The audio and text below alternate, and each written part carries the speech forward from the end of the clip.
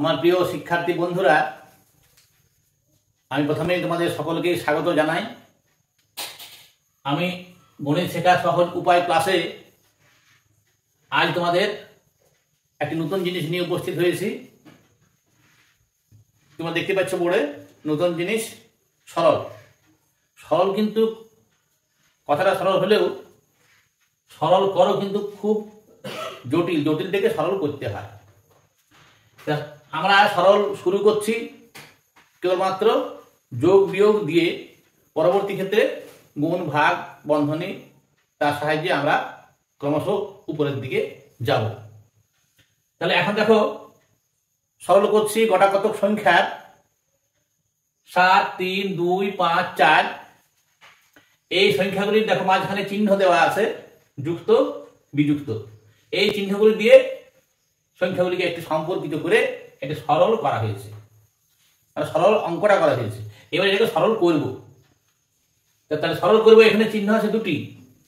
আমরা প্রথমেই বলি যে আমরা যে সমস্ত সংখ্যাগুলো পড়ব এখন, সেই সমস্ত সংখ্যাগুলি দুটি চিহ্ন থাকবে, হয় যুক্ত কিংবা বিযুক্ত। আমরা আর ভালো কথাই বলি, একটা ধনাত্মক একটা ঋণাত্মক।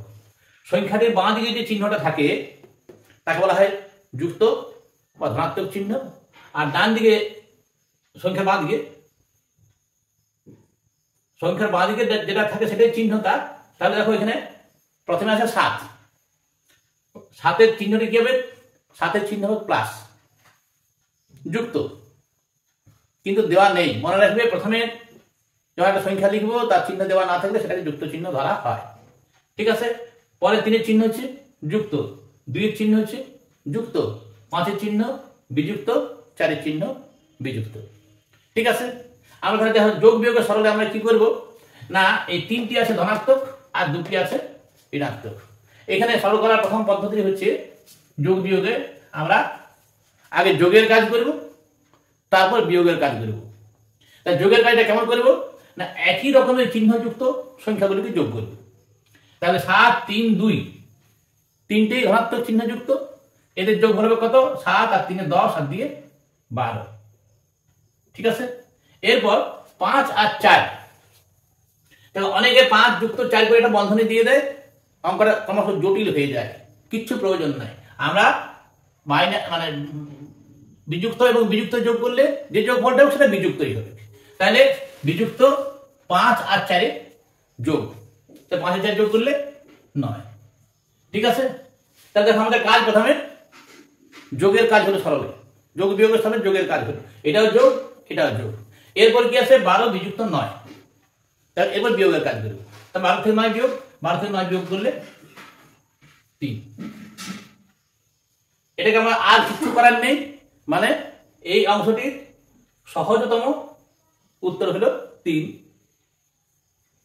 সরল করে আমরা মানটা পেলাম। এবারে সরল মান বা সরল ফল লিখতে পারো। হ্যাঁ, তাহলে সরল ফল, সরল করে যেটা পাওয়া যাবে সরল ফল বলা হচ্ছে এখন। সরল ফল সমান 3। ঠিক আছে। দেখো আমি আরেকটা দিচ্ছি 2 নম্বরে।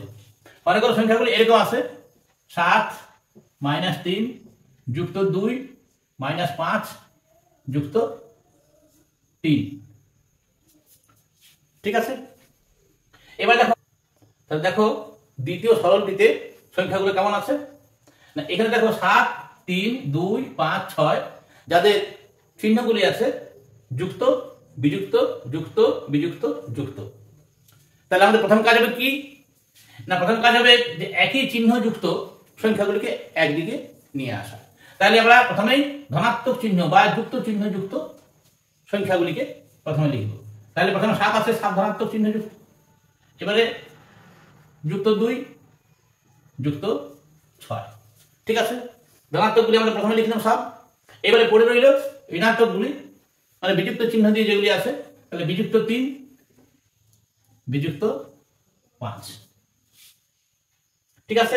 এবার দেখো আমাদের এই অঙ্কটি এখন আগের অঙ্কটির অবস্থায় এসেছে। তাহলে আমরা কি করব না, এই যুক্তগুলির যোগ আবার বিযুক্তগুলির যোগ। ঠিক আছে। তাহলে যুক্তগুলি যোগ করলে 7 দিয়ে 9, 6 15 বিযুক্ত 3 আর 5 8।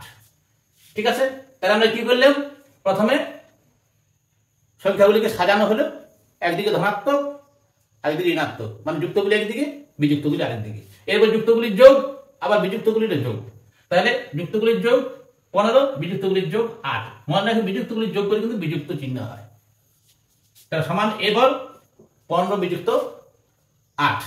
15 যেমন 15 থেকে 8 বিয়োগ, 15 থেকে 8 বিয়োগ করলে 8 আর 7 15। ঠিক আছে, তাহলে আমরা সরল করে যেটা পাইলাম, সরল ফল হলো 7।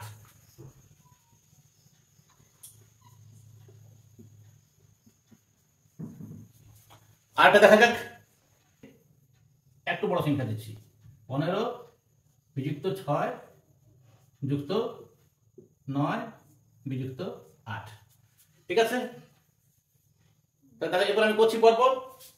তাহলে প্রথমে 15 যুক্ত 9, আর কোন যুক্ত চিহ্ন যুক্ত সংখ্যা আছে? নেই, তাহলে বিযুক্তগুলি, বিযুক্ত 6 বিযুক্ত 8। ঠিক আছে, এরপর সমান, তাহলে যুক্তগুলি যোগ 15 আর 9 24, বিযুক্তগুলির যোগ 6 8 14। এরপর 24 থেকে 14 বিয়োগ, অসুবিধা হয়, 24 থেকে 14 বিয়োগ করবে, দেখো এখানে বিয়োগ হবে 10, তাহলে সমান 10। তাহলে এখানে সরলফল হলো